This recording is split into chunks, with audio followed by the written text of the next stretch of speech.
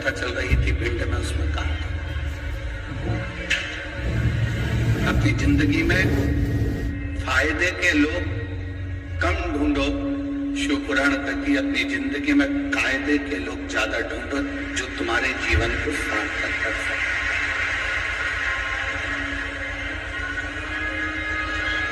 जो तुम्हारे जीवन में कुछ अच्छा कर सके, तुम्हारे जीवन को कुछ अच्छा दे सके, तुम्हारे जीवन को कुछ अच्छे लक्ष्य तक पहुंचा सके।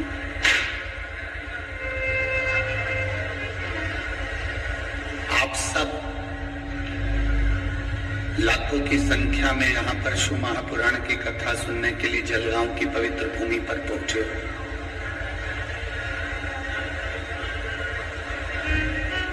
और जलगांव की इस पवित्र भूमि पर यदि आप कथा श्रवण करने के लिए पहुंचे हो, कथा सुनने के लिए पहुंचे हो, तो बड़े जटाधारी महादेव से प्रार्थना करना,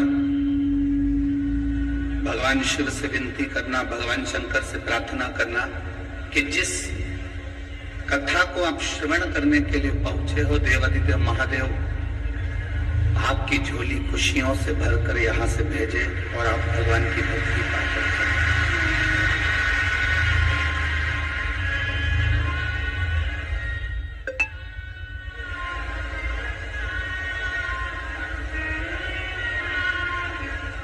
जितना 7 दिन की कथा में जितना बन सके भगवान का भजन करो।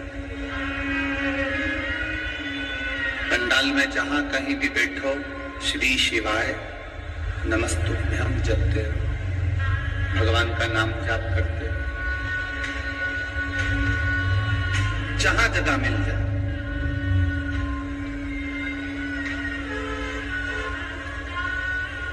हम जानते हैं धूप भी लग रही होगी, बाहर पंडाल में बैठने की तो कोई जगह यहाँ पूरे ग्राउंड में दिख नहीं रही है, पर आप लोग जहां बैठे हो वहां बैठकर भगवान की कथा को सुन रहे हो। भगवान की कथा को सुनकर उसको अपने दिल में उतारने का प्रयास करना, भगवान की विरल भक्ति को अपने हृदय में उतारने का प्रयास करना। जहां बैठो वहां बैठकर।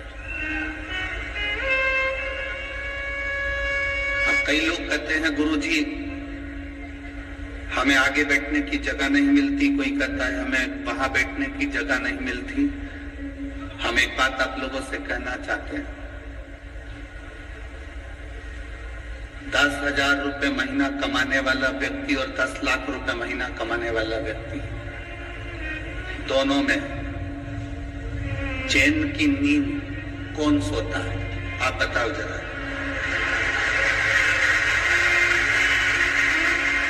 जम के बोलो जरा, जम के। 10,000 रुपए कमाने के बाद भी वो फुल एंजॉय की जिंदगी जीता है, फुल एंजॉय। क्या किसको रोइए, चादर तान के सोइए। 10 लाख रुपए महीना कमाने वाला बीपी और शुगर की गोली खाकर, नींद की गोली खाकर फिर सोता है कि नींद आए। तो तुम इस अंदाजे में मत रहना कि अपन आगे बैठेंगे तो ज्यादा सुख मिलेगा। हो ये अंदाजा छोड़ो। तुम जहां बैठे हो ना, उसके बराबर कहीं सुख नहीं है। जहां बैठे हो, कम से कम इतनी जगह तो तुम्हारे पास में होगी कि तुम पाँव लंबा कर लो, 2-4 बार कमर सीधी कर, इतना तो तुम्हारे पास में होगा।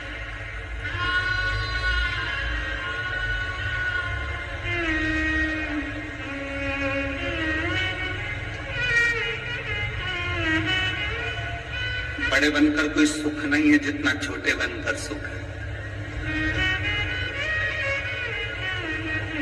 बच्चा छोटा रहता है ना, जब तक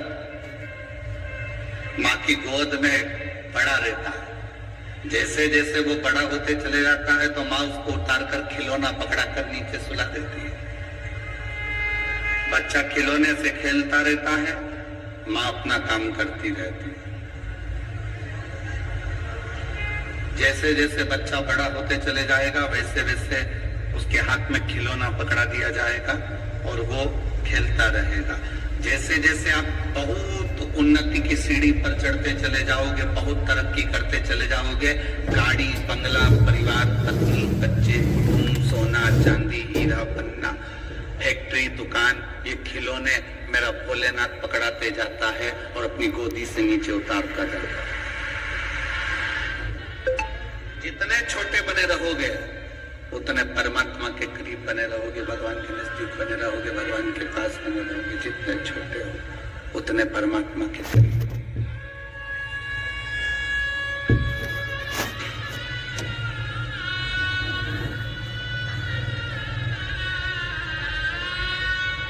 जितने छोटे